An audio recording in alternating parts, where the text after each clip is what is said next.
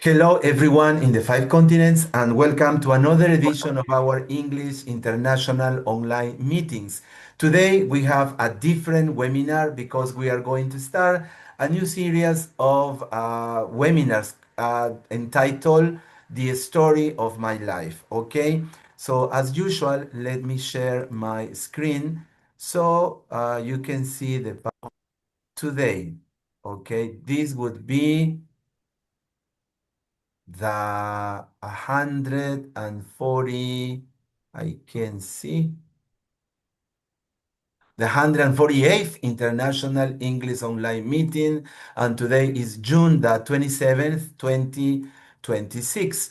If you want to watch the past webinars, you can watch them in our YouTube channel. If not, like many people now, you can watch it in Facebook Live in my Facebook account.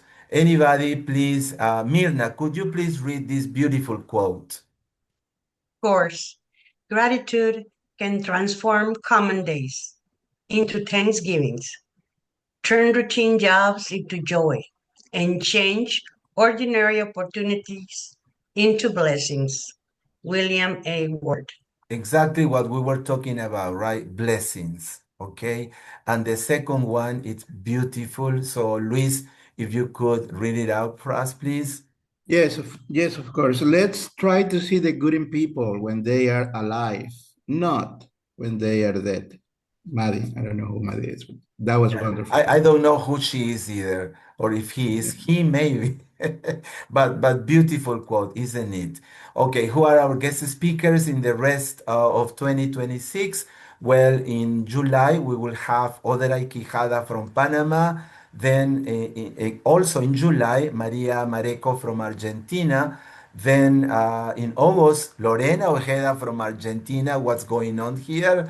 Then in August, we will have, sorry, our second episode, and it will be Rana Bilal from England. Then in October, Ofelia Mendoza from Mexico.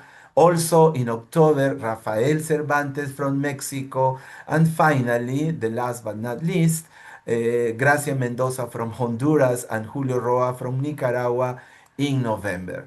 And who is our guest speaker today? Well, not many people know her. Just a few people know Mary Scholl in the world. So thank you, Mary, for having accepted to be the first guest speaker in this first episode of The Story of My Life. So Dawn, could you please read Why Does the Story of My Life Matter?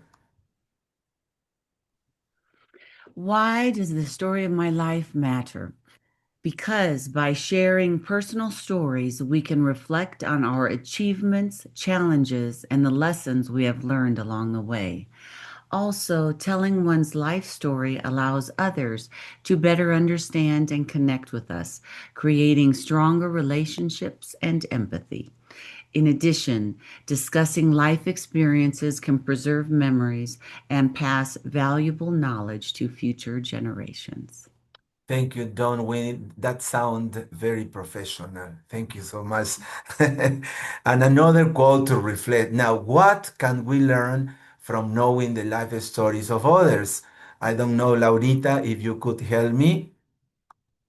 What can we learn? Of course.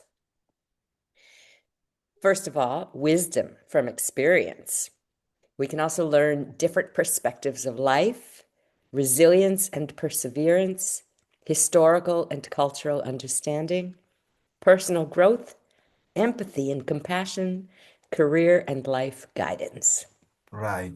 By the way, all these beautiful pieces of information were not created by me. I asked my friend artificial intelligence to help me. She's a good friend of mine now. Well, when did I meet Mary Scholl? This is a photo I took from her. I didn't know we were going to be friends for such a long time, dear Mary. And I met her at Centro Espiral Maná. Now it's called the Institute for Collaborative Learning. I met her thanks to a scholarship that I was awarded just for 2 weeks, but I thought that it was a month because of the beautiful adventures I lived there. I saw you, Don Wink, in living somewhere around, but I didn't know it was you, the very famous book writer, Don Wink. And then I learned who you were. And then this is the group of teachers and professors that had the great chance of working with Mary Scholl. This is at the end of our presentations at the school with the school teachers from Nicaragua. And this is something that I learned here. I didn't know. Look how young I looked. This is 2011, right, Mary Scholl? 2011. 2011. Wow, that is about 15 years ago. 15 years ago. Oh my God, 15 My years. God, and look at my hair, very black. Now You it's still not. have the same little curl in your right Okay. side there. And this is true. I didn't know teaching allows me to become a better person and also a better professional. It's unbelievable. And that's something that I learned there with you, dear Mary.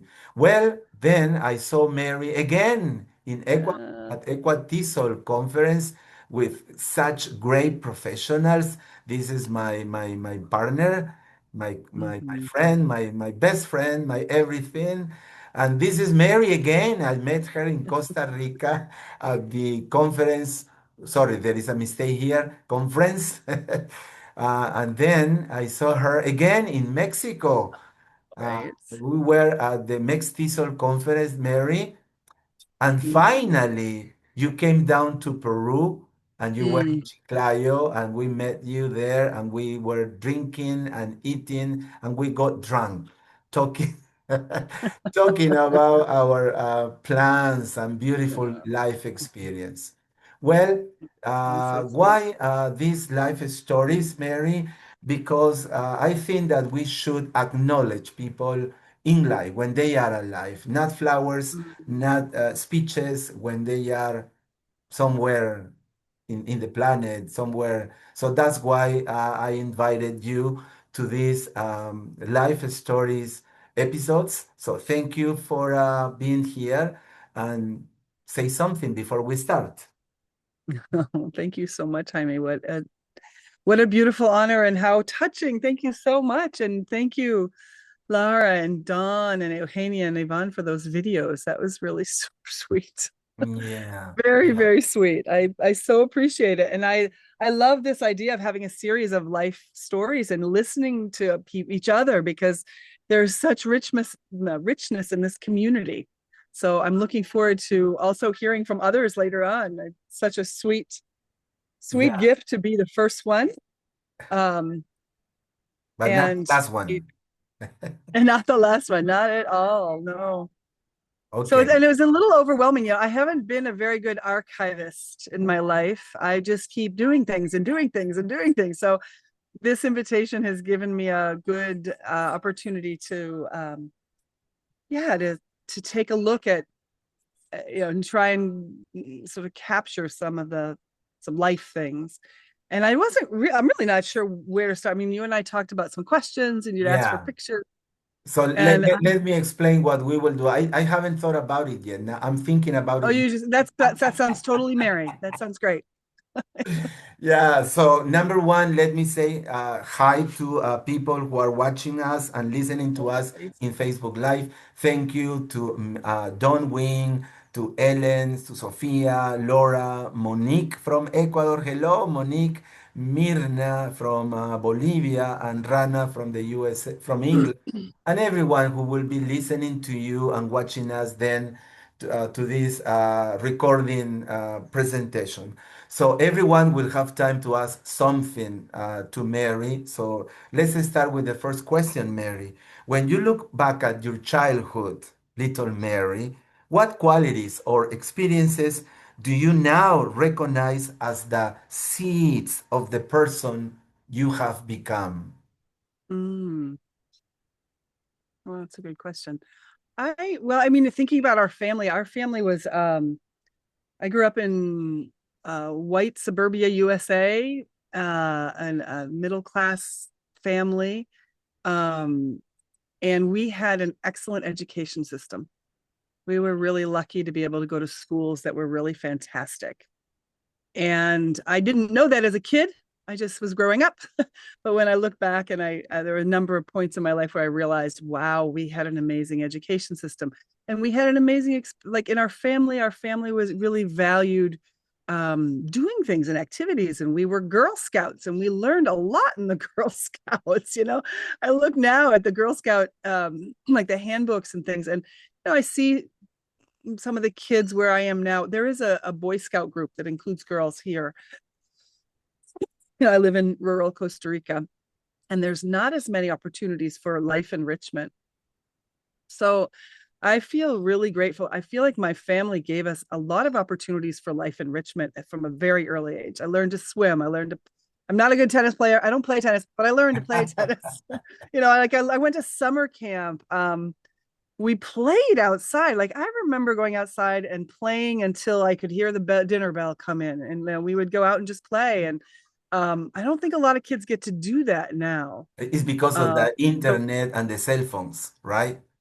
Well, that and security, and it just happened. I grew up in a place that we could go do that, and I think that was really formative for me. I think what is a pretty what's a good adjective? I think they sent me to nursery school so I could learn how to get along with people, because I was a little domineering with my little friend group when I was Were you? years old. So, but to be able to do that, I think I had a very privileged education system and a privileged enrichment of my life. I also, our parents, my sister's here, yay, Ellen.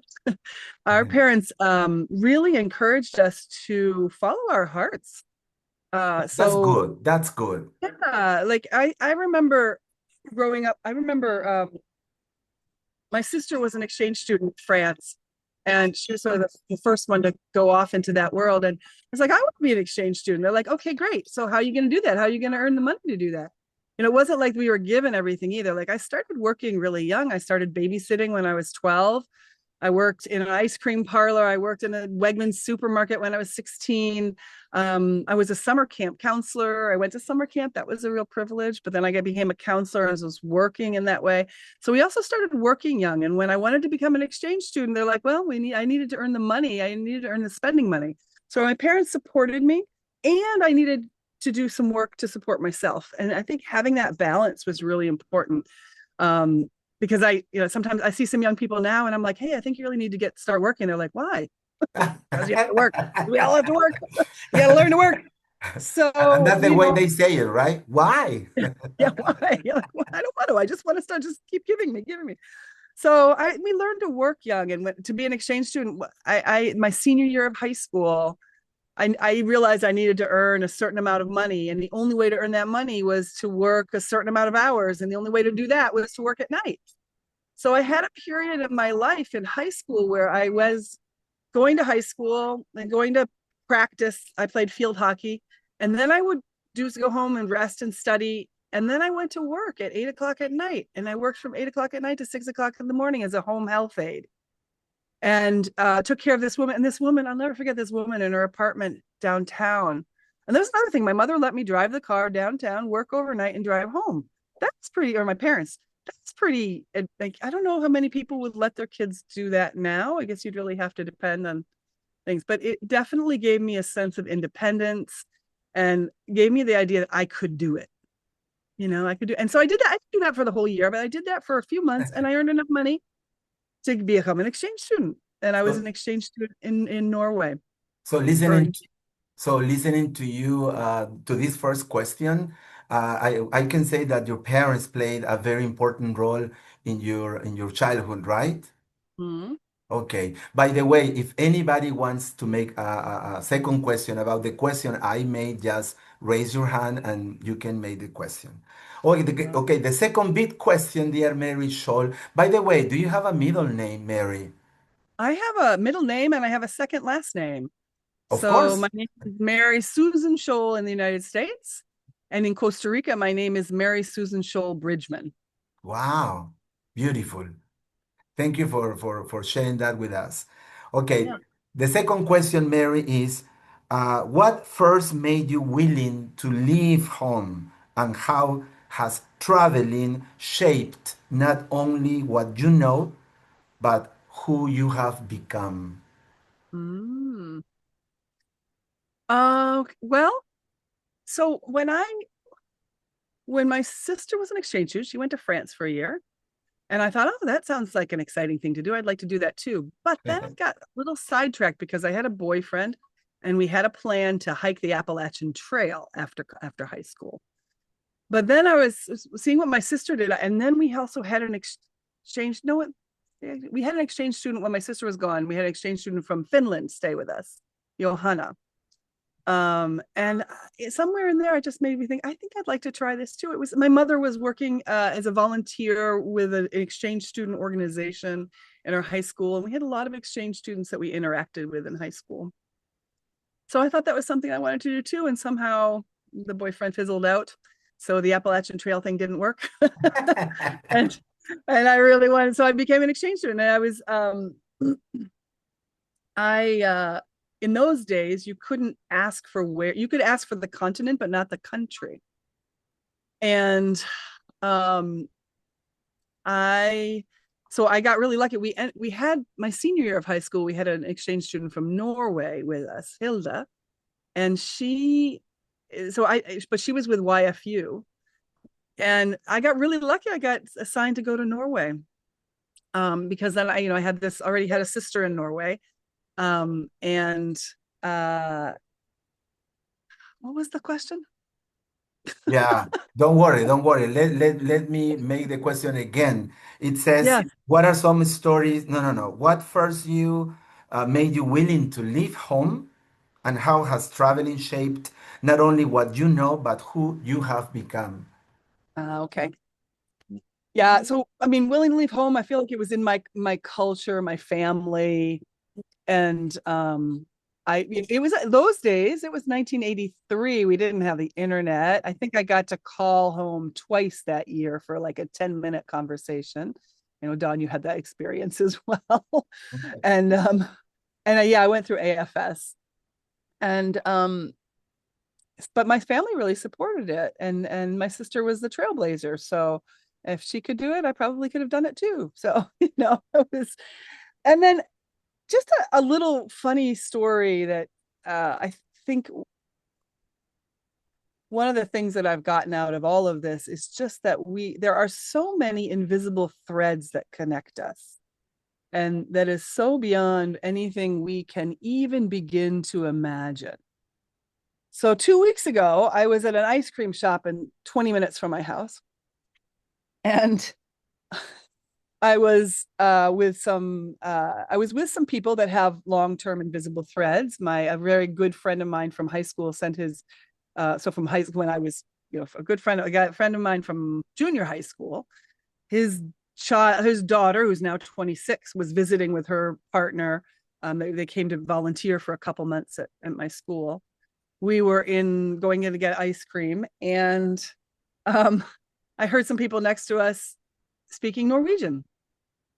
So, of course, what I did is I said to them in Norwegian, "Where are you from?" And they went, "You speak Norwegian?" Like, yeah, I was an exchange student there 40 years ago. And we started talking, and we talked for, I maintained myself. I'm not great in Norwegian, but I can maintain a short conversation. And then we switched to English. And but a couple things were, one is, I went to high school. I lived on an island that had 3 villages. I lived in the village of 500 people. There was a village of 1,000 and a village of 2,000. And the high school was in the village of 2,000 people called 𝐿steinvik videregående skole. And one of those 4 young women from Norway had gone to the same high school. Unbelievable. Like, how many high schools in Norway? Then another of those young women, so they all met. I asked them how they met. They met at university, and they all went to a university. But my exchange sister Hilda from Trondheim is a professor, and one of them was in her class. So it was just this invisible threads, right? Yeah. Invisible threads that if we open ourselves, now I could have just heard those people speaking and just let it go. You're right. I didn't have to talk to them. But you I didn't didn't.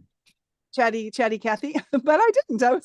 And so I think there was something there around both being willing to risk a little bit and speak in my rusty Norwegian, just because it was fun for me, but also that connection brought out those invisible threads.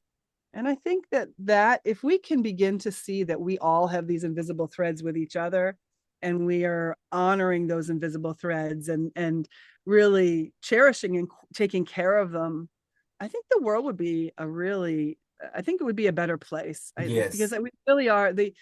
For me, one of the biggest lessons from studying Buddhism for many years is that the interconnectedness, that we are all very much interconnected, and Yes, we inter-are, which is a Thich Nhat Hanh phrase of interbeing.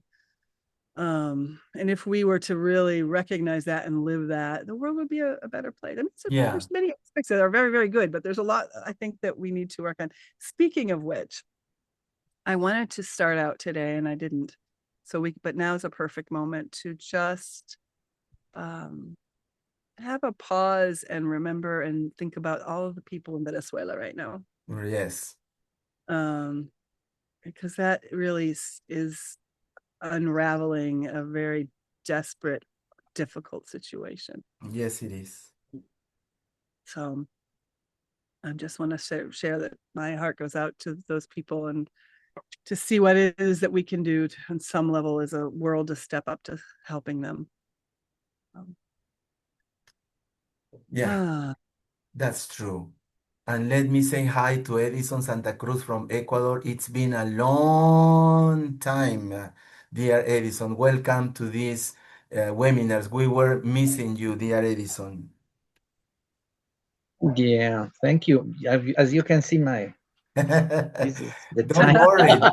This time I have been here. No, thank you. Thank you. No, Thank you, it's dear been, Edison. Thank you.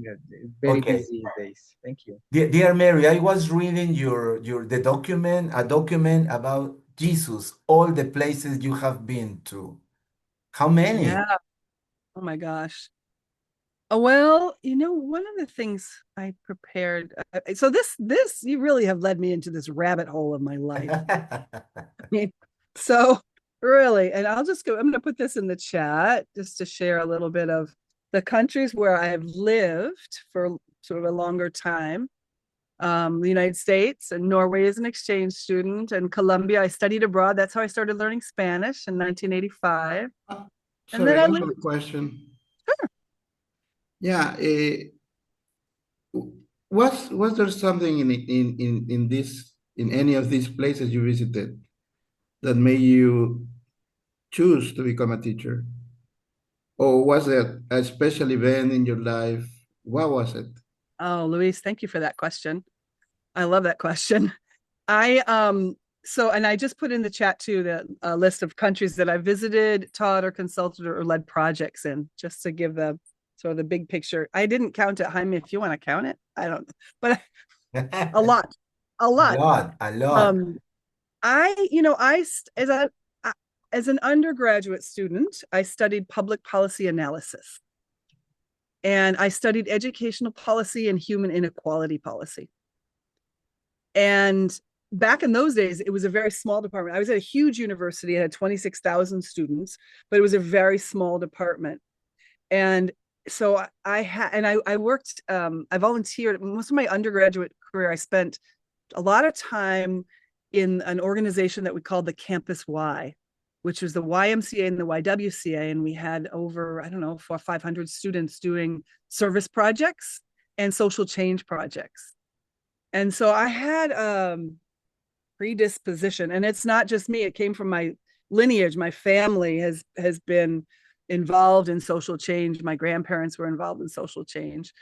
So I think some of that was in my blood. And in university, I spent a lot of time in that area. When I graduated, I ended up moving up to the mountains of North Carolina, and I wanted to be close to my grandparents, and which was a really beautiful opportunity for the last couple of years of their lives.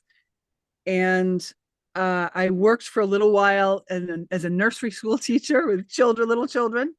And I worked in an art gallery, a craft and art gallery. And then I came to a turning point. I was like, I had to choose. I had a job offer to manage the gallery. Or work in an environmental project in the Valley, or teach Spanish in an elementary school. Because I spoke Spanish, but I hadn't trained to be a Spanish teacher. The Spanish teaching really called to my sense of social justice, because I really believed that we all needed to learn second languages and third languages and fourth languages. Like I had that. This was after I had been an exchange student, and the other thing that called to me was that there would be 2 months of vacation. Like, oh, like, oh, yeah. I had a really hard time imagining 12 months of work. Like I just couldn't see it at that stage of my life. And so I thought, okay, I'll take this job. And it turned out to be an amazing experience, because we were a group of 26 teachers in the county. It was a new program. The state of North Carolina had passed this very innovative second language policy for second language in the elementary classroom that mandated second language for all children in the state. But they didn't say how it was going to happen. They just had to do it. So they had a big need for teachers to come in through the back door. And I got in through the back door. My job interview consisted of turning in a resume and talking to the superintendent. And he said, I see you went to the University of North Carolina, Chapel Hill. I said, yes, I did. He goes, you're hired. Just like that. Can you speak Spanish? Have you taught Spanish? Do you know? No, you went to that university? Okay, you're hired. So I got in. It was a nice back door. Yeah. By the way, sorry, go on. Well, just to say that that experience of teaching Spanish, I taught 300 children a day. Wow. Every day I taught 300 children. I had a little cart and I would go around the school, and kindergarten had 15 minutes. First, second, third had 20 minutes, and fourth, fifth, and sixth had 30 minutes. And I would go to every classroom 4 days a week, and we had 1 day to plan. And that was the first 2 years of my teaching life, and I loved it. But I didn't want to keep doing it.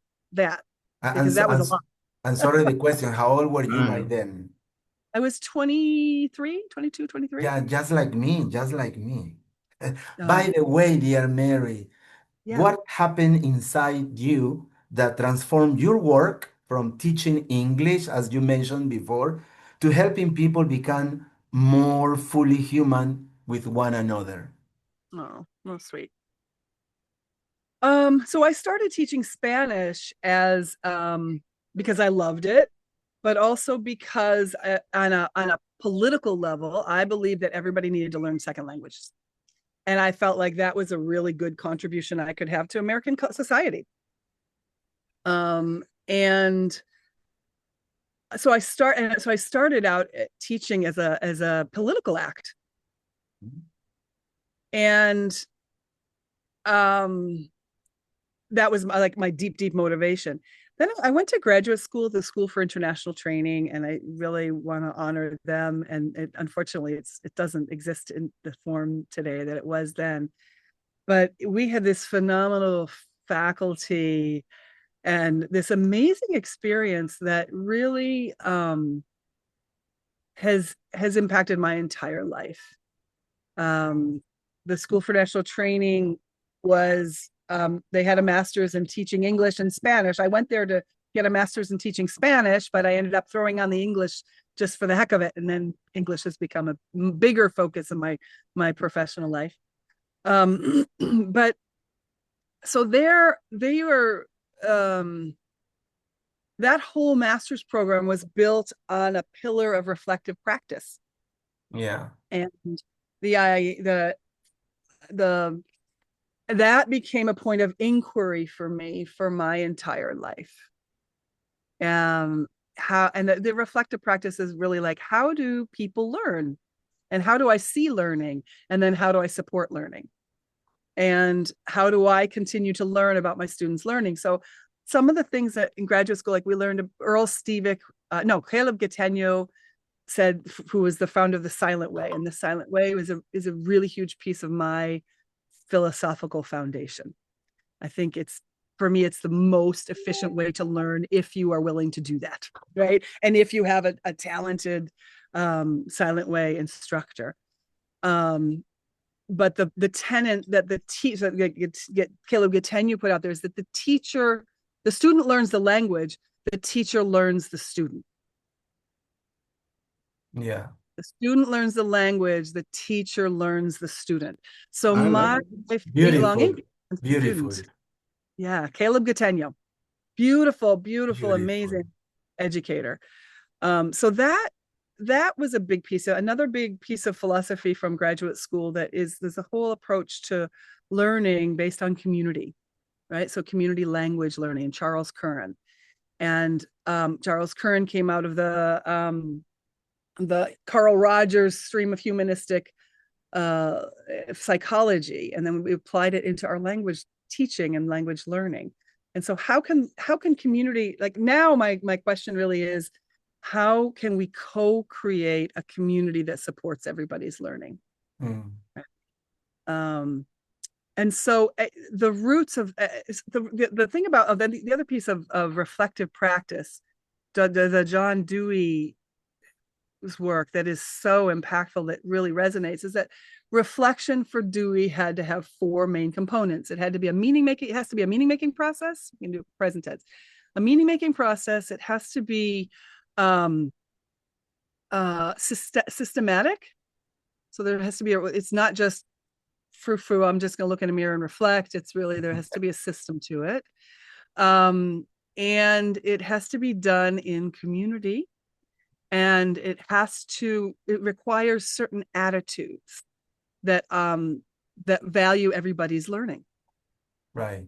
And after 8 years of teaching English in Japan, I spent many years working with the SAT TESOL certificate course. And that course is really built on those 4 pillars of reflection. And for me, this is how it links into sort of focusing on the human as much as the content that we're teaching. The question for me was, how do we cultivate those attitudes that really value everybody's learning? Yeah. And because the systematic piece, the meaning-making piece, and done in community, I can visualize, I can have frameworks for that, but the piece of what's a framework for cultivating an attitude? And the first time I found an answer to that, like an explicit answer to that, was in compassionate communication. So in 2010, I was working at 𝐸rth University in Costa Rica. I had taken some time away from my school because I couldn't bear to lead it anymore. I was just wiped out because my husband had died, and I just, couldn't handle the management piece. So I got a job at a university, and no, I got totally distracted from what I was thinking. That's so interesting. It happens. I don't know. Why did I want to go into 𝐸rth University? I'm sure that the next question, dear I know. Because at 𝐸rth University, I had, it was beautiful. I had professional development funds that I had to spend. And so I chose to spend them to go do an international intensive with Marshall Rosenberg in nonviolent communication. And that's where I met Raj. So hello, Raj, if you're watching this. Just a big love to Raj. Raj changed my life. She'll say Marshall changed hers and she changed mine. And Raj was a facilitator on that intensive. And I started learning nonviolent communication. Sorry about that. You can hear the dogs barking. No, we didn't. Don't worry. Oh, good. So when I first learned about nonviolent communication, I was like, this is disgusting. I would never do this.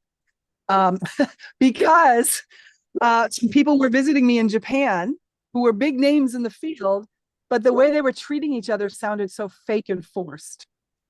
When you say X, I feel Y, would you be willing to do Z? I'm like, oh my God, shoot me. It was so, but when I chose to do that professional development on the intensive course, but I realized I developed some compassion for those people because they were practicing, they were learning, and how beautiful that they were learning.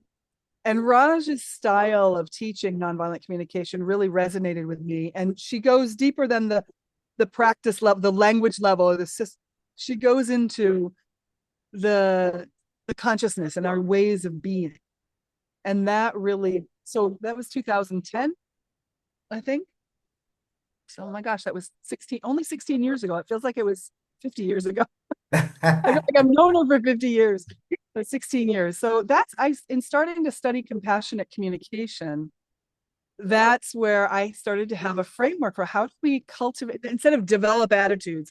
It's like, how do I co-cultivate? How do I support other people growing in having these attitudes that really support everybody's learning? How do I grow myself in a way to be able to support everybody's learning?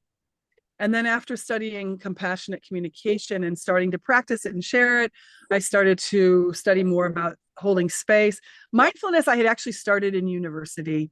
That I've been studying and practicing for a lot since the early 90s. Mhm. So all of those pieces sort of have come together with something that we at the Institute for Collaborative Learning is calling relational agility. That's our umbrella term for my ability to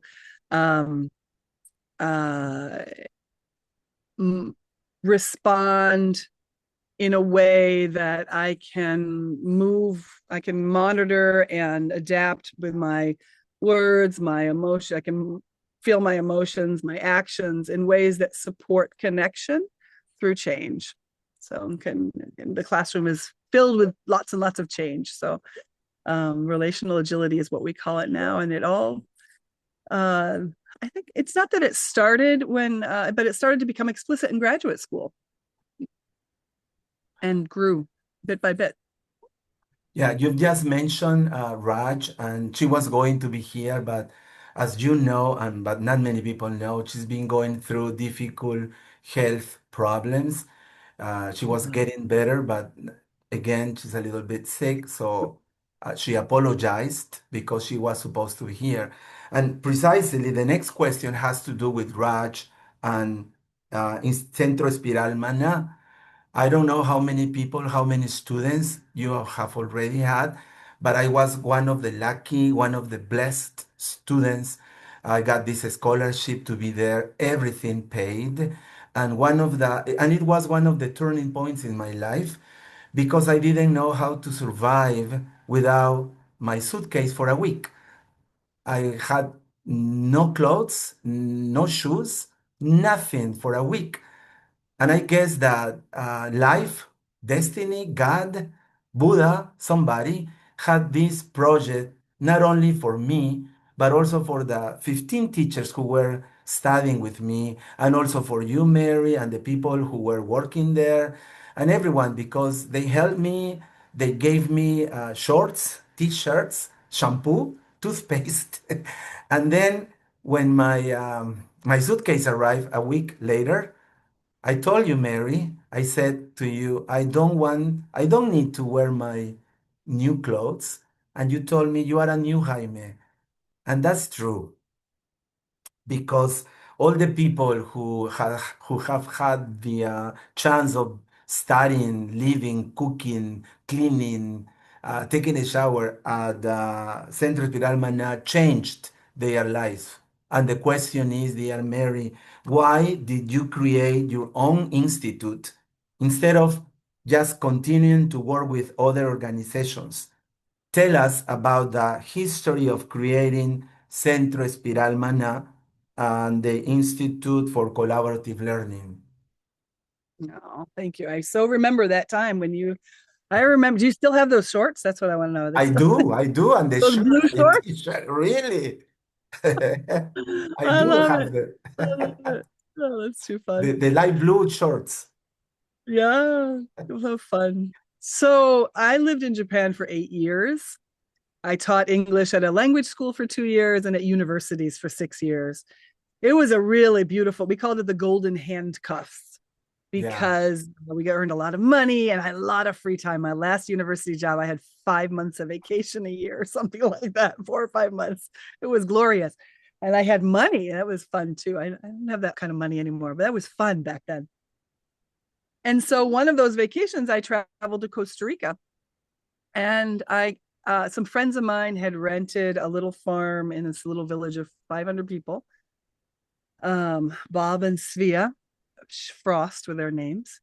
And I came to visit them because I sent them, this was in 1999, after 𝐸SOL in 1999. 𝐸SOL was in New York. And I actually gave a presentation that year, and my parents came to that presentation, which was so cool for me. And then I went to Costa Rica to visit these friends. And I don't want to make this too long a story, but I met my husband. There's a long story behind that. But I met my husband. I met a guy and had a fling, and I'd never had a travel fling before, so I had a travel fling, and that was fun. I didn't want to tell my friends. That was the sign. Right. So about 4 or 5 months later, I came back to Costa Rica, and he came back with me to Japan. Wow. His name was Wilbur, and as you didn't meet Wilbur, did you? Yvonne met Wilbur. Ellen met Wilbur. I saw his photo. You John, showed. did you? I don't think you did. Yeah.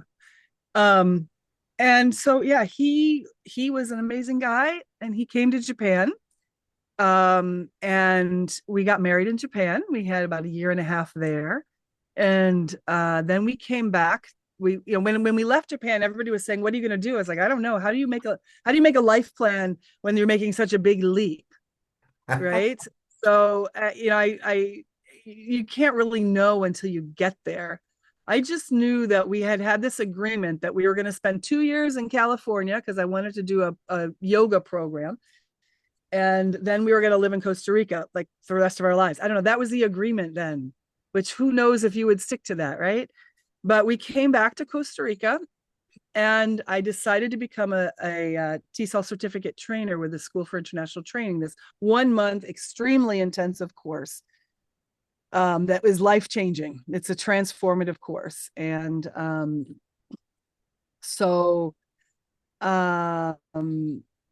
on our way as part of that training, we were in Vermont, and we were on our way to California, and we ended up in Brazil because there was a project running, just getting started, a teacher change project at the Binational Center in Rio de Janeiro. And the person who was supposed to lead the project had her visa rejected. So I was teaching a course in Vermont on a Tuesday, and Donald Freeman came in and said, "Mary, can you go to Brazil this weekend, and can you stay for 1.5 years?" I'm like, "No, we're on the way to California, but let me talk to my husband, and maybe we could do something." So I went home and talked to my husband. Wednesday, we said, "Okay, Donald, we can go there, but I can stay just till Christmas, because in January, I'm supposed to be in Oakland." So on Thursday, we drove down to Boston to get a visa. We drove back to Vermont. Friday, we moved all of our stuff to my brother's house. Saturday, we flew out. Sunday, we arrived. Monday, this big school change project started, $1 million school change project started that Donald was leading. And I started training that day. Like Sunday afternoon, I met with the co-trainers, which was Wagner and Daniela and Bebel, the 4 of us. And we started this project.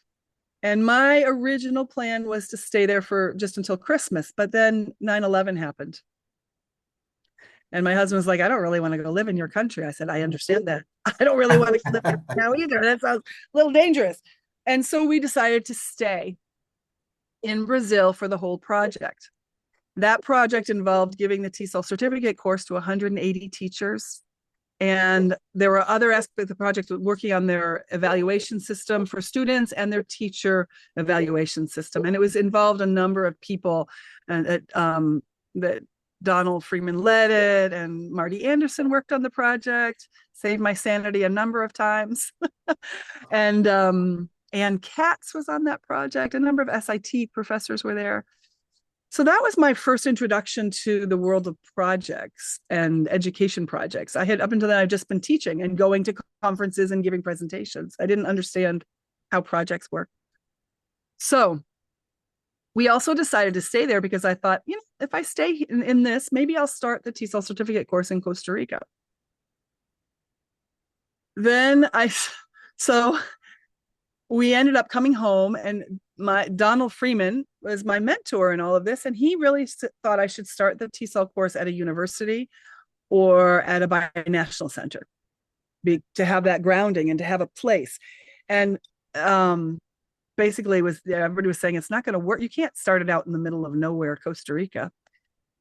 But I did not want to do that for a couple of reasons. One, I didn't know the world of universities and the binational center at that time. But I also didn't want to, it really felt like my heart work and I'm going to put my all into this. I don't want to start it in an institution that might take it away from me. That's I important. was afraid. So fear was one of my motivating factors. Like, I don't want to invest all of myself and then like have it taken away. So I thought, when my husband and I were talking, I said, why don't we just start it here in this little town of 500 people in the middle of nowhere? Right. And so we did. And even though many mentors is like, that's never going to work, it's never going to work, it definitely worked. And afterwards they were like, you're right, it worked, Mary, it worked. And so I did it too because I wanted to stay home. I didn't want to be traveling to even 45 minutes to the nearest city. I didn't want to be traveling. I wanted to be home. And I had no idea, that my husband was going to die so young.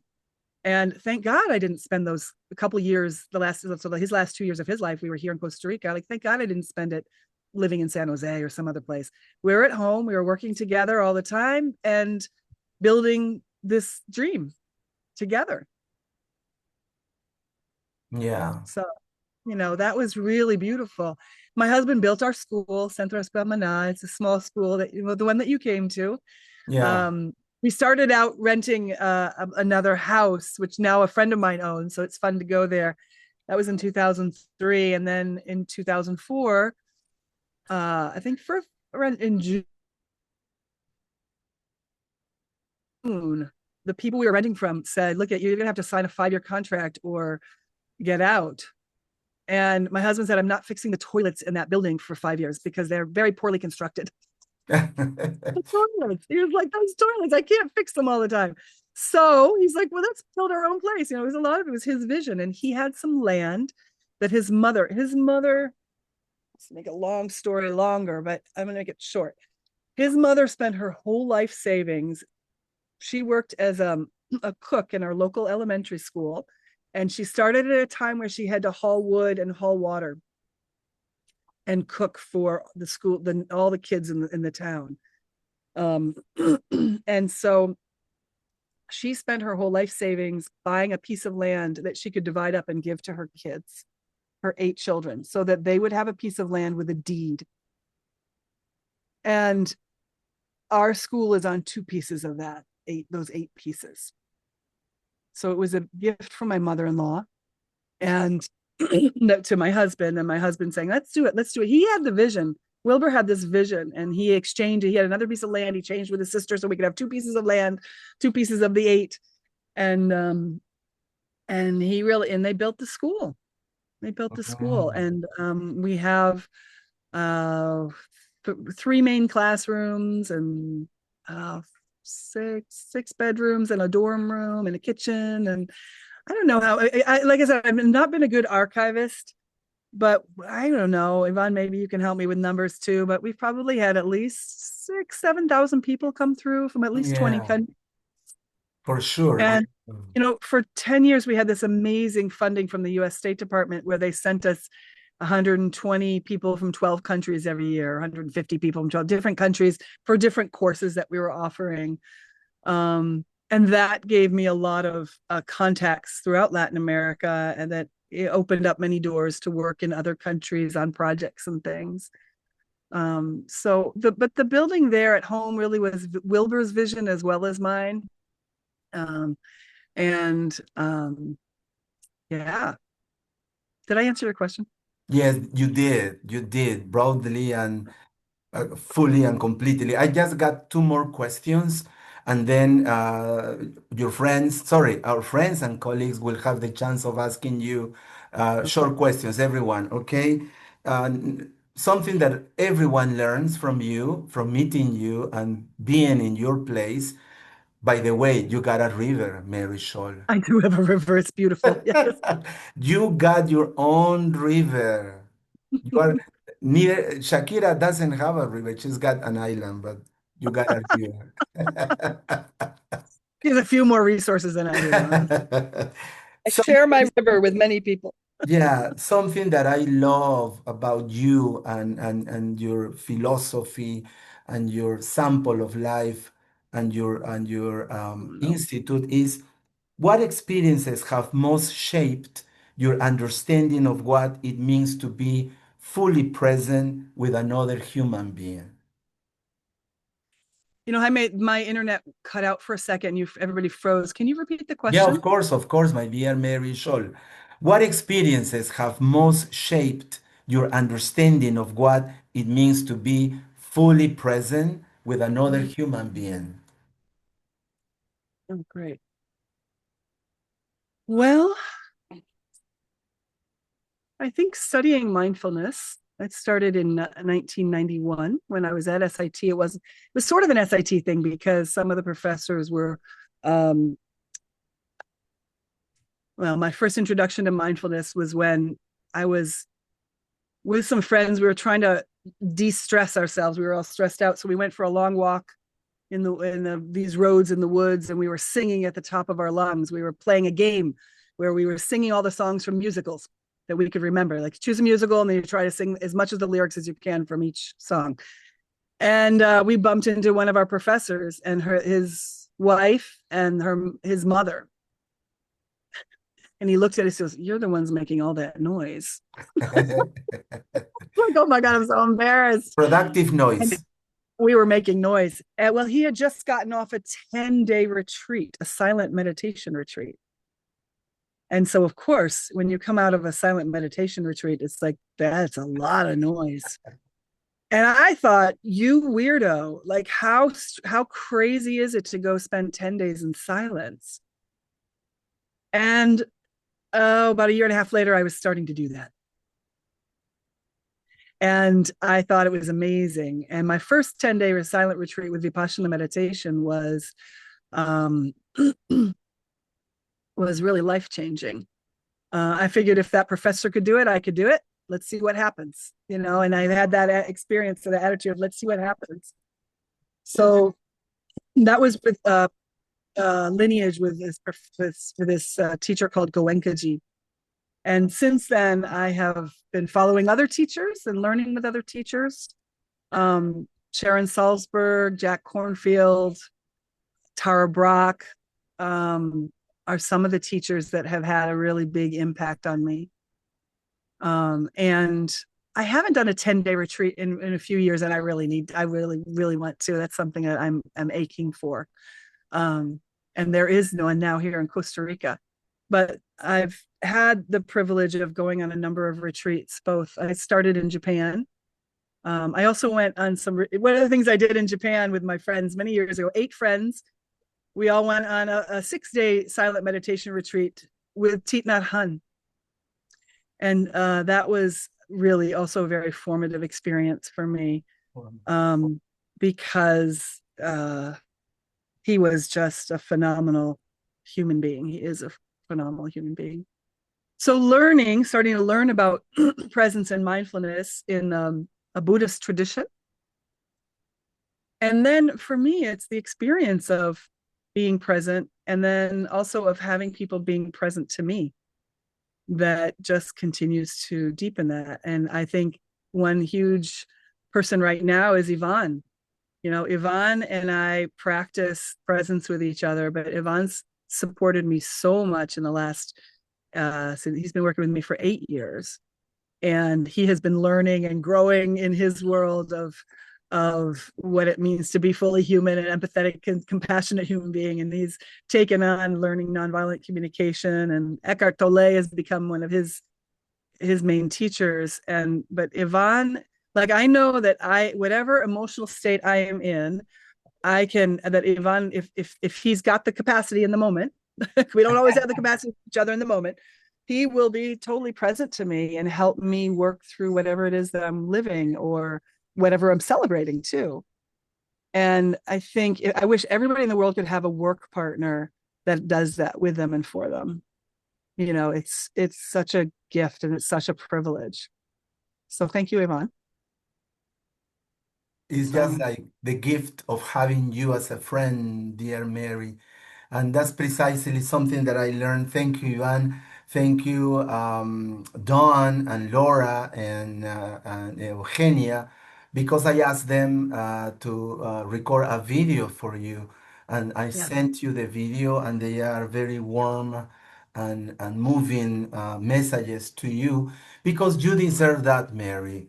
No. Because of the great job you are doing and you have been doing for so many years. So this is the last question for you, Mary, and then you will hear other people's questions here. And by the way, let me say thank you to Larissa Rico, Luchin, Marlene, Eliberto from Venezuela.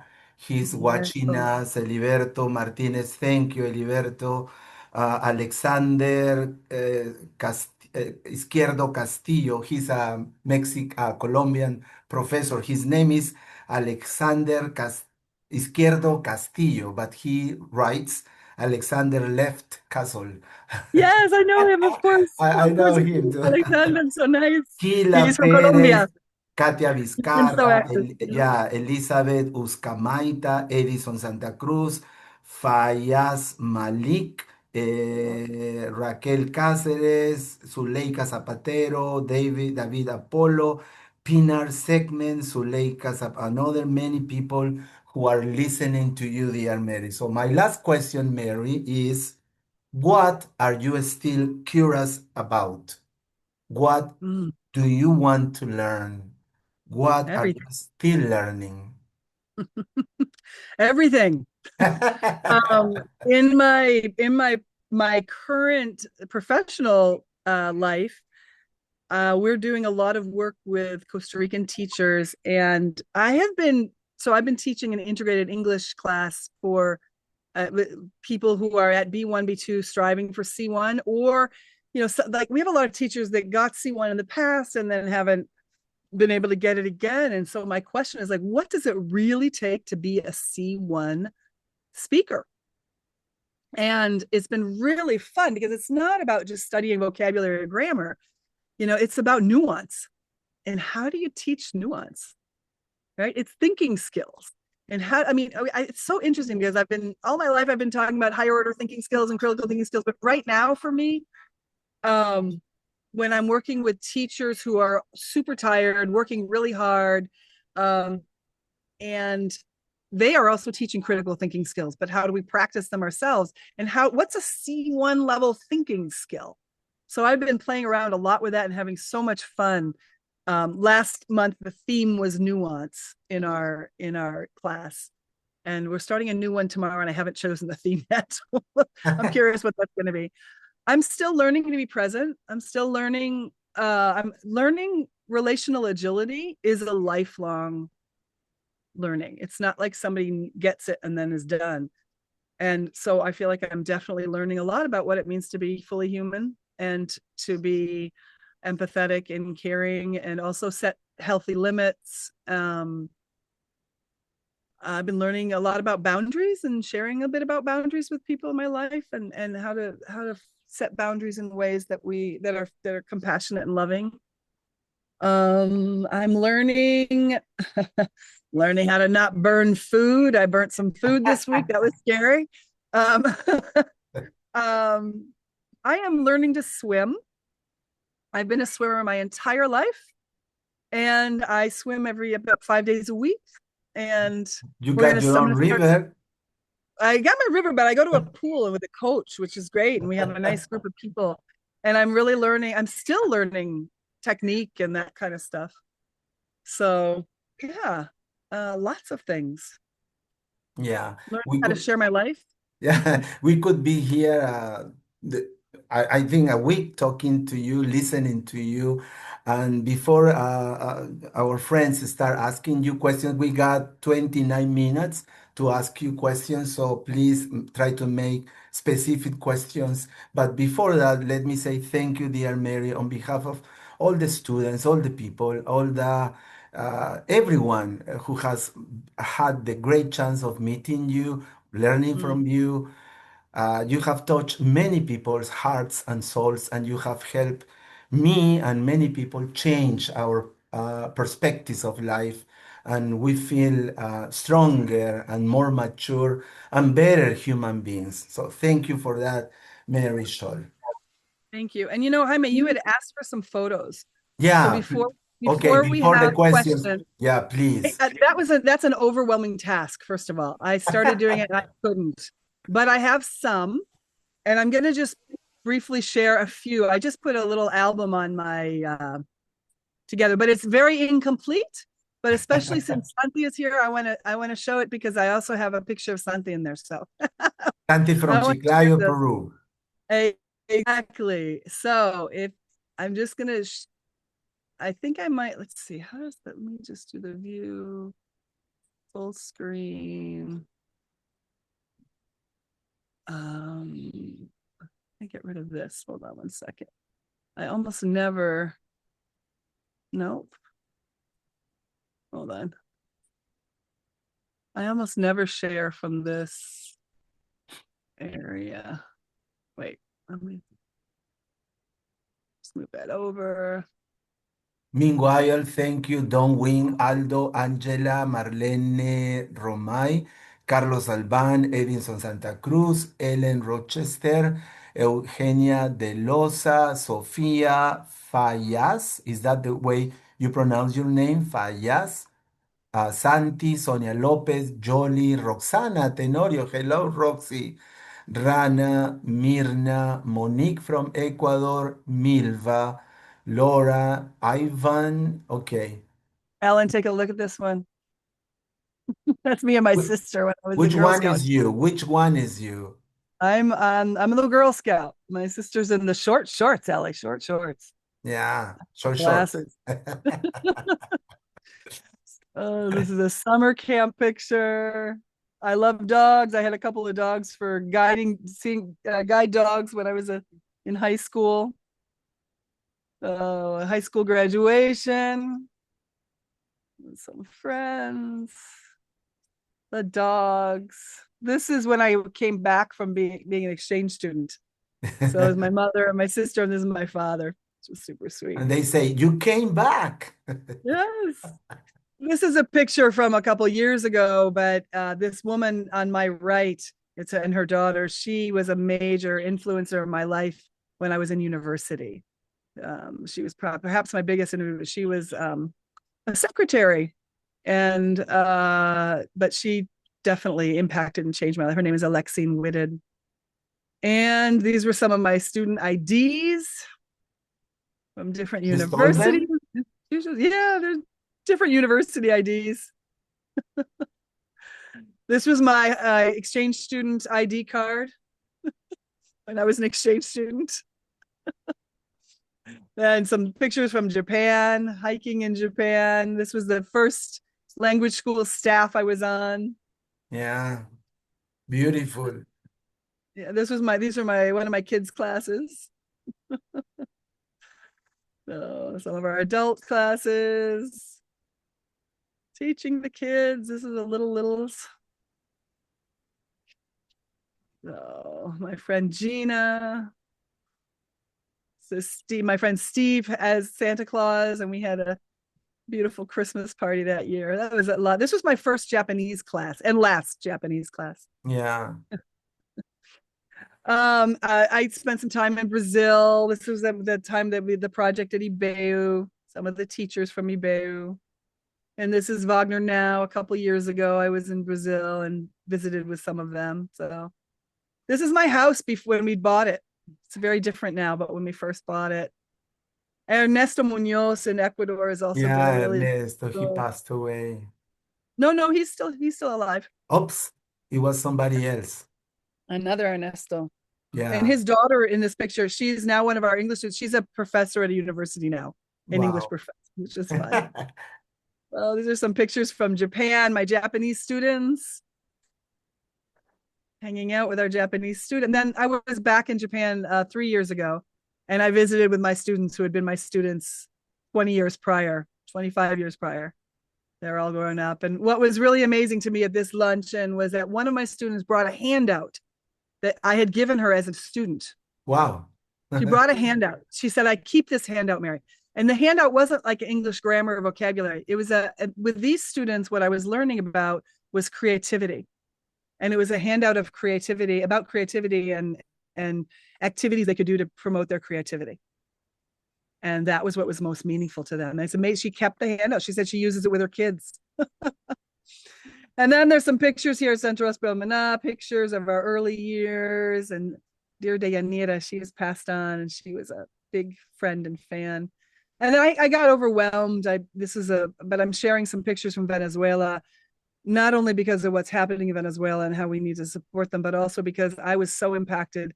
I went to Venezuela as a specialist, and they had such an amazing leadership team and an amazing conference. And in spite of the conditions, like when the electricity went out in the auditorium, the speaker continued and people had like raised their lights to keep them going. They spent months saving toilet paper for this conference. And then somebody stole all the toilet paper just before the conference. It's like, I know it sounds funny, right? But the thing is, in those times of scarcity, they needed that. And so there's these little stories that seem little, but were so big and so impactful to me. Venezuelans to me are just amazing. This is pictures. Oh, there's Dawn. Hi, Dawn. Dawn and I have been dear friends and colleagues for many years. Oh, this was a picture from South Sudan, a project in South Sudan. I was trying to look tall. These two pictures are from the Dinka tribe. And this is where I look tall because I'm standing on the chair. But that was a really amazing experience to be able to do some teacher training work with them. This was in Libya and working with Libyan teachers many, many years ago. I did a lot of work in the Dominican Republic. There's lots and lots of different pictures. This was in Mexico with Rosie Hernandez in Zacatecas.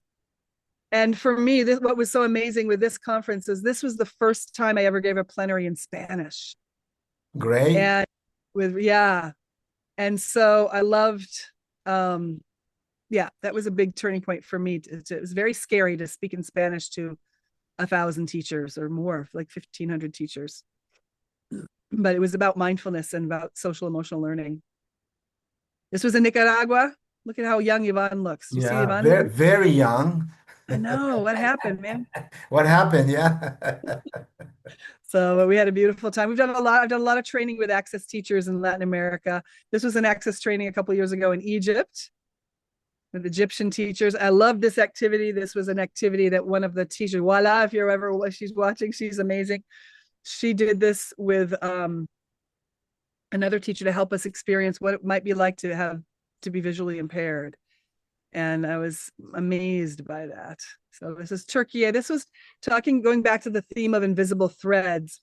This woman, Alisa, came and took the TESOL certificate course with us back in, I don't know, like 2008 or 9. And now she was an English language fellow in Turkey. And we met up there and we hadn't seen each other in many, many years. And so it was beautiful to see them and be a part of them. This is the Peru Chiclayo Access Team kids. I had to include something about holding space, and Heather Plett, this is after a holding space retreat here in Costa Rica. And it was really great that my brother and his wife came, and my friend David Fay, who is amazing regional English language officer, came with his wonderful wife. And this was after the holding space retreat. I've been working some with National Geographic, Teeth Not Hans, Love is Freedom. Let's see. Diane Larson Freeman has also been a big influence in my life. Her way of being, she's humble and she's brilliant and she's so generous. And if I could be a quarter of what she is someday in my lifetime, I would feel success. She's amazing. Hi, Raj. Nice picture of Raj. Raj. There's some kid. This is Yvonne and one of our local teachers here, Selenia, who's also in our English program at a high school nearby. Lots of work online. I don't know. wanted to share. This is Uzbekistan. Like I said, I got overwhelmed thinking about all the pictures and things that we have over the years. But this is Carolina and her. Oh, that's an old picture. That's super sweet. This is Centro Espelmaná. I think some of you all saw that. I'm almost done. I just kept throwing pictures in. Pictures from Centro Espelmaná and people and yeah, this was in Chiclayo. There you go, Santi. There you are in Chiclayo. Oh, this is a picture from now in English class that's happening right now in our school. Yvonne and Brian, who are both teaching with us right now at school. Yvonne and I, and this is our holding space team, our facilitation team. Another picture with Raj. And then these are the last pictures. I was just in Argentina and I made this little collage for them. And I feel like it's a really nice ending to this. May all teachers remember the difference they make, even when the results are not immediately visible. And Rita's an amazing teacher for that. May all teachers experience communities of belonging, encouragement, and care. May all teachers feel supported in their professional growth. And that is the end of all that. Those are some of the pictures that I picked to share with you. There were a whole bunch more, but it was a little overwhelming. Well, it's been very informative, and we have learned a lot, dear Mary. So now we have 17 minutes for short questions, please. Just questions, not comments. Comments at the end, but we got 17 minutes for questions. Okay, so just raise Can I your. have? Of course, Can I have? of Okay, course. I already sent the questions in the chat, but the idea is I've been volunteering at a public university in Quito, but I'm using Spanish. What I've done is transform or turn my English classes of narrative tenses into Spanish to make them write in English, to write their memories. But with senior citizens, so I have students from 62 to 84 years of age. So, but what I've seen is that they rather speak than write. No matter how hard I try, they end up having we end up having a round table, and that's not the idea. The idea is to have some evidence of what they've done along their lives. So, how can I make them focus on writing? Thank you, Edison. Mary? My first thought is don't have them focus on writing because if they don't want to write, they don't want to write. Why don't you could record their stories and then use AI to transcribe, or get volunteers, like get university students to come and do the writing for them. Like if you could find university students that would be willing to transcribe or listen to them and write the stories. But if they don't want to write, I think it would take the magic of the story away from, it would take the magic away from the story. For me, the challenge is find the medium where they can express and then do something with that. So if they can talk, record it. Yeah, I don't know, Edison, how does that sound to you? Yeah, thank you. Please try to make the question shorter and remember it's the story of my life. Okay, try to be specific, please. 𝐿𝐴, is that the way you pronounce your name? Microphone? Oh, we can't. Your microphone, 𝐿𝐴? No, we can hear you. Do you want to write your question, Fayaz, and then I can answer it if you write it out? Okay, thank you. Meanwhile, please, Rana, be specific, please. We only got 14 minutes. Yeah, thank you, Mary. Thank you for this wonderful and inspiring talk. So my just humble question is, what experience of life taught you the true meaning of resilience and wisdom? My husband's death. Definitely. So when we have to integrate, my husband died young. He died in 2006, 20 years ago. And then I had been, I think we have to prepare ourselves, but we can never be prepared. And I think the thing that helped me the most in preparing myself was really having, for me, it was Buddhist philosophy, right? But I think, and it's not about Buddhism, it's about having an idea about what you believe about life and death, and about death. So if we can value death, and if we can know what death really means to each individual, and it's going to mean different things to different people. For me, the paradigm that works is the Buddhist paradigm. So when my husband died, that really helped me move through it in a compassionate way. So for example, I'm in a deeply Catholic corner of the world. And when he died, I made some decisions for myself around not wanting to control I wanted the funeral and all of those immediate things to be exactly what his family wanted, because I knew that I could live through it in my way without needing that. But the family and the local culture and the local culture's rituals and things meant a lot to me, but they weren't ingrained in me.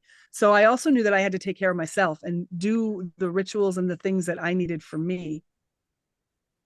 So just living through that, and then also receiving lots and lots and lots of support. I think I would never have been able to go through that without the support of family and friends and people that I can't. So, okay, here's an interesting little story that happened yesterday. Yesterday, I went to a festival, and a young man who I've never really had many conversations with came up to me, and we started this long conversation. And as it turns out, he was a child in the English classes that we gave in 2003, 4, or 5, so many years ago. And he has been sending some people that he knows to take to our classes now. We're in a new chapter. We're working hard to be financially stable, and we need new students. And he's been sending us students. But he said this, he goes, Mary, you have not seen me, but I have seen you since 2003, and I have been supporting you. I'm sending you students. I see you go to the gym. I see you swimming. I see, like, and all of a sudden I had this experience of this great outpour of love by somebody that I didn't know his name yesterday. I knew of him because of his job and some people but I didn't know his name, and I never had a meaningful conversation with him. And I think we have a lot of people supporting us that we don't know, you know, and this is somebody who saw value 20 some odd years ago, and has been appreciative and lived that value. And so, you know, when my husband died, I think so many people have supported me through that over the years that so part of the resilience piece is me working hard and preparing myself, and then knowing that we're never going to be ready, but that when these horrible, hard things happen, we do our best to live our best grief. Like, knowing how to grieve is so important. And then also recognizing the mystery and the beauty of this community support that we'll never be able to fathom totally, but that it's there. Did I answer your question, Ron? I'm not sure. Thank you very much, Beautiful Mary. answer, dear Always. Thank you Mary. so much. I don't know if Fayaz can speak now. Can you open up your microphone, Fayaz? Yeah, his question is here, but there's no sound. no, there is no sound. But I see the question. Yeah, which culture impressed you the most in terms of people, lifestyle, learning a different culture other than your own? Fayaz, I can't say one culture. I think what has impressed me the most, though, in thinking about culture is learning to value and love culture and experience it, and then also going beneath culture and just valuing that we are all human beings. We have, as Marshall Rosenberg would say, we all have the same human needs. Yeah. And so while you get your need for creativity met in one way, and I might get it met in another way, but if we can see that we're both striving to get the same need met, then we can connect as human beings. So I love culture and value it, and also want to be able to stay in touch with that deeper human reality that we really, I mean, what an amazing, and not just human, but we're beings, like we're on the earth, we have animals, we have plants, we have the earth, like, so can we connect on that level of being alive? Yeah. Thank you. Thank you. Okay, we got time for 2 or 3 more questions, please.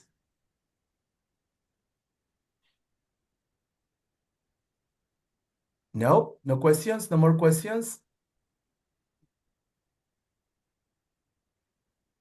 I have a comment. Please, now it's time for comments, okay? No more questions. No, really. No, now comments. Final comments, please, to Mary Scholl. Myrna. Okay, Mary, well, thank you so much for being part of my life, okay? I was also a student in Centro Espiral Maná, 2 years after you were there, Jaime, in Oh, 2013, okay? I was there. I also earned a scholarship from the U.S. Embassy. And thank you so much for sharing your knowledge, your life, for sharing you. You came to Ciudad Obregón.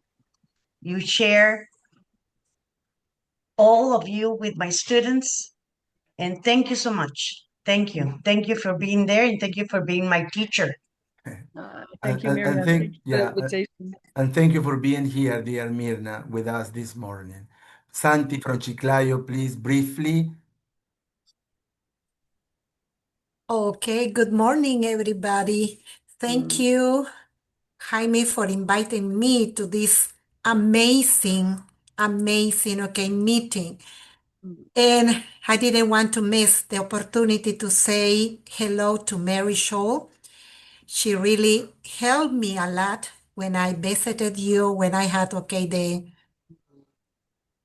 the training there. I love you the way you teach, and that was the beginning of giving, okay, I'm sharing with teachers here in Chiclayo. I have a group of teachers every year, and okay, I give what I get. You know, every time I get, okay, from workshops, training, okay, I immediately prepare, adapt, or make some changes and share them with those teachers who don't have the chance, the opportunity, okay, to attend different kind of workshops. Thank you so much, Mary. And also, I want to say hello to Laura. Hello, Laura, who is here, okay? And that's it. Okay, thank you so much. Thank A you, big dear hug. Santi. Thank you. There is a woman who wants to say something, Mary. I don't know if you happen to know her. Her name is Ellen V. Rochester. She wants to say something to you. I was and thank you for allowing me to be here today. It was a privilege to be among teachers, educators, or whatever. But okay, Mayor, thanks for being so vulnerable. And you know, as I heard, I did hear that one of the threads, right? The golden thread that's woven through. When you were talking about starting a new school and deciding where it would be, I almost heard our parents there going, do what you want, like almost saying, challenge accepted, I'm going to do what I want, because that's what they taught us, that you can do anything you want and I will support you in that. That's what I got from them, and I kind of feel like you maybe got that too as well. So and I just do hear these stories of planting seeds. Like, to me, sometimes they're God winks or whatever you want to call them. These little things that connect us together. And I don't have to be a part of your community to hear and see them and feel them. And it's really the love that's around. And in my world, sometimes we say, thank you for being so vulnerable. I know you better and I love you more. Thank you, dear Ellen. Thank you so much for your sweet words. Anybody else wants to make a comment? We still got 5 more minutes.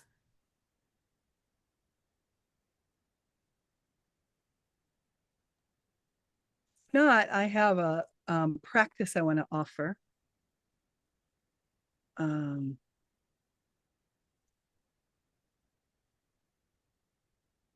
see.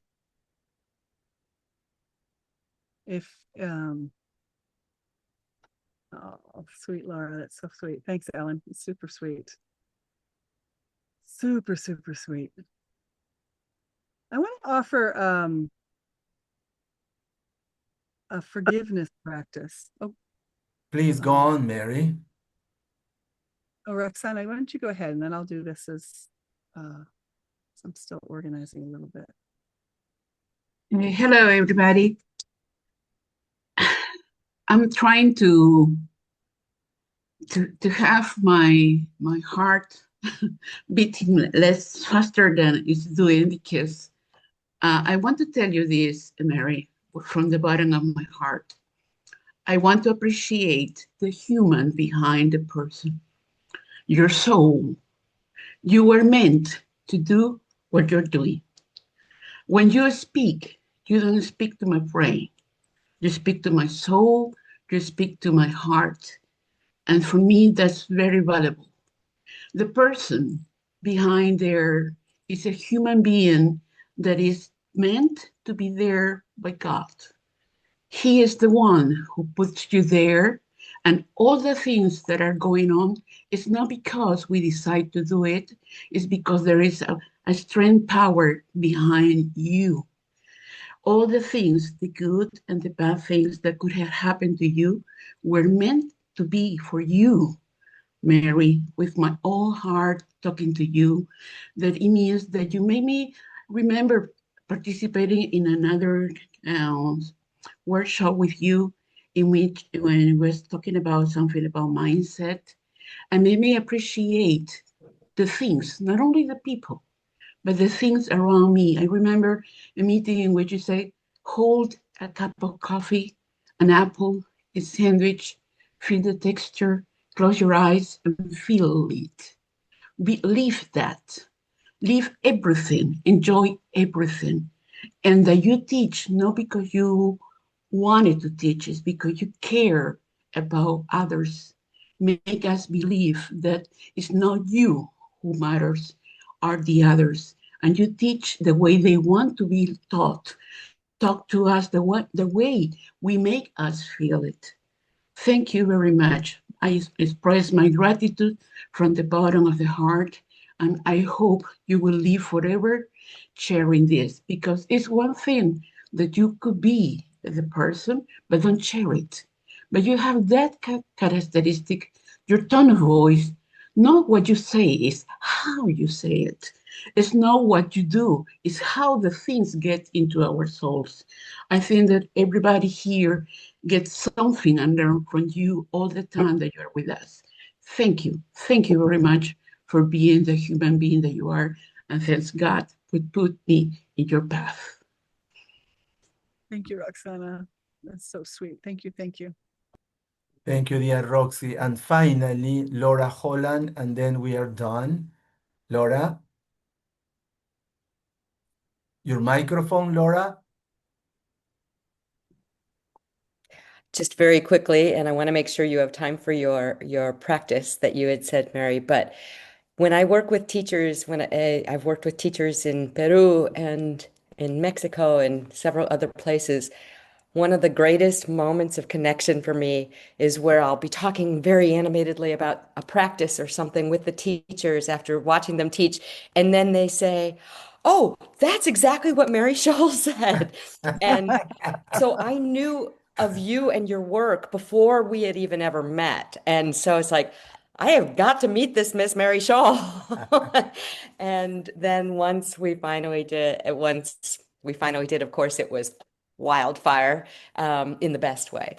So thank you for being my inspiration, and thank you for being my great, great friend. Thank you, dear Laura. And see you soon in Lima. See you. So, Mary, time for you. Okay, beautiful. Let me just say, I was sort of putting this together. One of the practices that my husband used to do, which I thought was so beautiful, was a forgiveness practice. And he liked to do it, I don't know, at the end of a week or end of a month or end of the year, just sort of saying, you know, if there's anything that I've done that has hurt you, I just wanted to ask forgiveness. And it was really beautiful. It was really impactful. And there's some beautiful forgiveness practices in the different circles that I live in. And I've put together something that's sort of a mixture of a number of them. So I'm just going to read it to you, and later on I can send you a copy. But this is a prayer for forgiveness, repair, and renewal. And I feel like we all need it. The world needs it too. So we start out with myself. So if there's any way that I've impacted myself in thought, word, or action, knowingly or unknowingly, in ways that might have caused pain, hurt, or difficulty for me, may I take a moment to notice what's there, and with much honesty and gentleness as I can, see it and feel it. May I acknowledge my experience. And if it's possible, may I begin to soften towards myself. May I remember that I am a human, I am learning, and I can embrace and honor my learning. And if forgiveness is not available right now, I honor that. May I stay present with what is here, trusting that it's in its own time, something might shift. May I simply begin to notice any small movement towards forgiveness and even the willingness to consider it. For those that I have impacted, if there's any way that I've impacted you or another person in thought, word, or action, knowingly or unknowingly, in ways that have caused harm, hurt, or difficulty, may I acknowledge that my words or action have an impact. And may I take responsibility as I am able for what is mine to hold. Without asking of another, may I respect their experience, their feelings, and their timing. And if it feels right and appropriate, may I find ways to prepare or make amends in a way that honors both myself and others. And if that's not possible, I honor that. May I remain open to learning, to listening, and to growing in understanding, and take gentle steps in awareness, responsibility, and compassion. For those who have impacted me, so if you or another person has impacted me in thought, word, or action, knowingly or unknowingly, in ways that may have caused pain or hurt to me, may I begin by acknowledging what I feel. May I make space for my experience, my pain, my anger, my grief, whatever's here. And may I not rush myself. And if and when it feels right, may I begin to soften. Not to erase what happened, nor bypass the truth, but to release what I'm ready to release. May I recognize our shared humanity and honor my own. May I notice small movements towards forgiveness, in a breath, a softening, a new perspective, or simply the willingness to remain. May I trust my own timing and my own process and the wisdom of my heart. And as I make space for forgiveness, may I also make space for curiosity, compassion, love, and the courage to live this precious life with an open heart. May each small movement towards forgiveness become a movement towards life, towards deeper connection, greater freedom, renewed hope, and the quiet joy of fully embracing this one precious life. May forgiveness not only lighten what I carry, but deepen my capacity to grow, to love, to repair, to celebrate, and to walk more gently with myself and others. And may I remember that healing is not about becoming someone different. It's about becoming more fully who I already am, human, learning, loving, and alive. May this be so for all of us. Thank you for such a Thank you. beautiful reflection, dear Mary. Thank you so much. And there is one more question in Facebook Live. Yahaida Morales from Peru. She asks, I have a quick question. She says, what motivates you to never give up? Oh, letting myself give up. I give up a few times a month, and then I get back to it. I think that if I want to give up, that means there's something I need rest, I need change, I need space, I need something. So if I feel like giving up, then I honor that. And usually that just brings me right back into balance. Yeah, thank you so Mary. And besides something that one of the many things that I learned from listening to you is to feel vulnerable. It's okay. Remember, during the pandemic, we were crying, suffering, and we realized that people all over the world felt the same way. And it's because we are all human beings, no matter the language, the religion, the ethnic, or whatever. Well, before we go to the final words today, let me remind you that on July the 12th, that is 2 days Jaime, after. one quick thing. I want to thank Fayez for that beautiful comment in the Oh, chat. he's gone. Meeting in Turkey. That was beautiful. Thank you so much, Fayez. Thank you. Yes, thank you, Fayez. Just remember that on July the 12th, 2 days after I turn into 63, we will have other 𝐤𝐸𝐵𝐲𝐻 from Panama. She will be talking about from page to classroom using classic literature to foster intercultural competence. Okay, so once again, thank you, dear Mary, because I know that you are a very busy woman and that you're always delivering workshops and webinars everywhere. And you are writing and giving classes and walking your dogs and many things. Thank you for everything, dear Mary. Thanks to all the people who were here. Thanks to people in Facebook Live. Thanks to everyone. And of course, thanks to your father and mother for having brought you here to our earth. Your final words today, dear Mary. Oh my gosh, thank you. That's all. Thank you for this invitation. Thank you all for coming and being with me and witnessing. It's a little overwhelming to share life stories, and I can't wait to hear other people do this. I'm looking forward to that. And Jaime, thank you so much. You are such a gem in my life.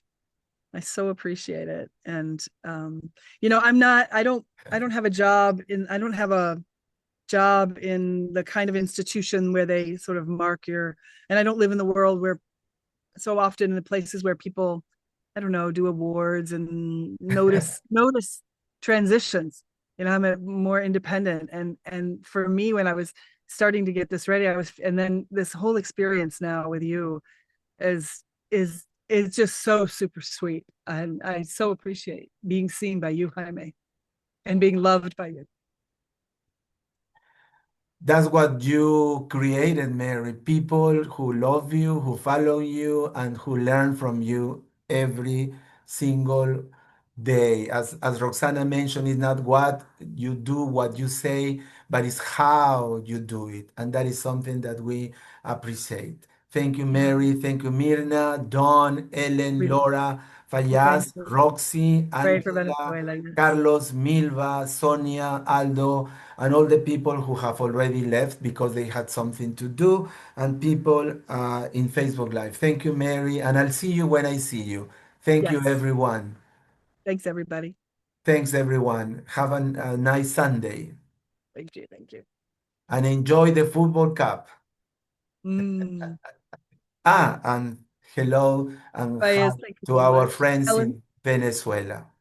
Yes. Yeah, especially, what's his name? I forgot his name. Eliberto Martinez. Yes. Well, see you soon. Bye bye. Thank you, Laura. Thank you, Fayez. Thank you, Roxy, Ellen, Carlos, Milva, Mirna, and thank God. Bye bye.